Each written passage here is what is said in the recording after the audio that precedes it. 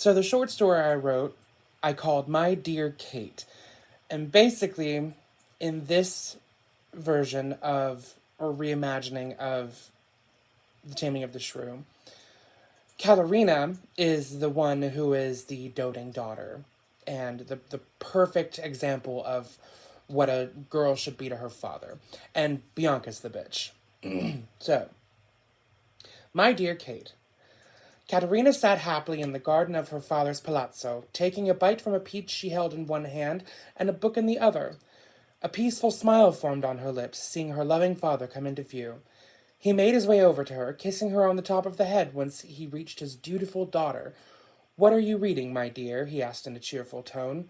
"A book of poetry, papa," she said, holding up both the peach and the book, letting him choose from either offering. Baptista took a bite of the peach, handing it back to her after a moment, then took up the book of poetry, reading over a few lines before handing that back to her as well, smiling down on his favorite daughter. Signore Baptista is a tall, handsome man, well into his 40s, and a doting father to his two very different daughters. Caterina, the bright and beautiful elder of the two, is a shining example of a refined young lady. She is sweet, doting, and the people of Padua have not one bad thing to say about her. Bianca, on the other hand, is the young, tempestuous daughter of Baptista and his late wife.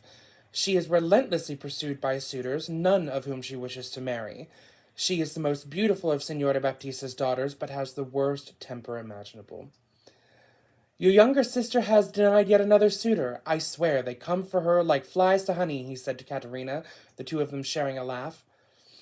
"I can't imagine why she wouldn't want a wealthy husband, papa. She has endless suitors, many of them eligible bachelors, while I have none." "We shall have to find you a good husband, my dear," he said to her, "a good man for my good girl." "I shall endeavor to be as polite and courteous to any respectable gentleman you parade in front of me, my lord," she said with a hint of a joking tone, smiling warmly to her doting papa. He could not help but smile at his daughter's charming wit, bending down to kiss her on the top of the head once more, placing his hands on her shoulders. "I shall weep for days when the time comes for you to leave me and start your own family," he said to her, patting her shoulders before making his way back inside to his office. Katerina watched him go.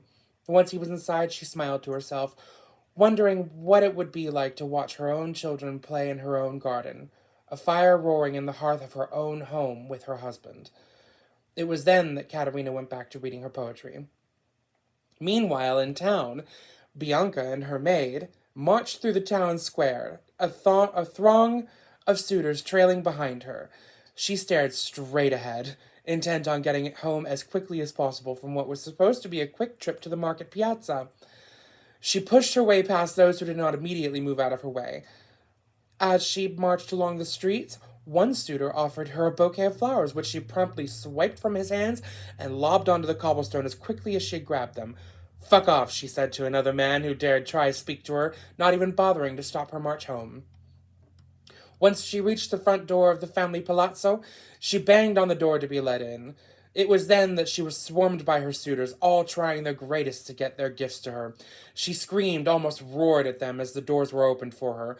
With that, she turned around and stepped into the doorway before turning to yell at them once more. "Piss off, all of you!" she screamed, loud enough for the entire neighborhood to hear before slamming the door shut. Katerina jumped in her chair, hearing her sister slam the door shut. She ventured inside from the garden, passing through the library to set the book down before entering the reception hall. "Oh, Bianca, you gave me such a fright coming in like that." Bianca looked to her sister. "All of these men outside just won't take the hint and fuck off back to Verona or Vicenza or wherever the hell they are from. None of them get it. I don't want to marry any of them. You can have them," she said with a stamp of her foot.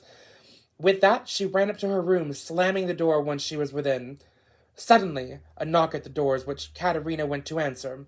Once the doors were opened, Signore Petruchio laid his eyes on his prospective bride for the first time. From there on, a delightful battle of mind and wit ensued between the two of them, further cementing the attraction between the two. It was barely a week later that the two were married, and the rest is history. Bianca, on the other hand, remained pursued by many eligible bachelors of the surrounding cities, intent on marrying not a single one. I hope you enjoyed this. Thank you.